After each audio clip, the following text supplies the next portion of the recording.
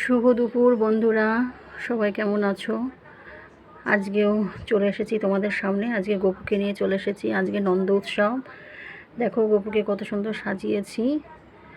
তো এই দেখো, আর গপুকে দেখো ভোগ দিয়েছি।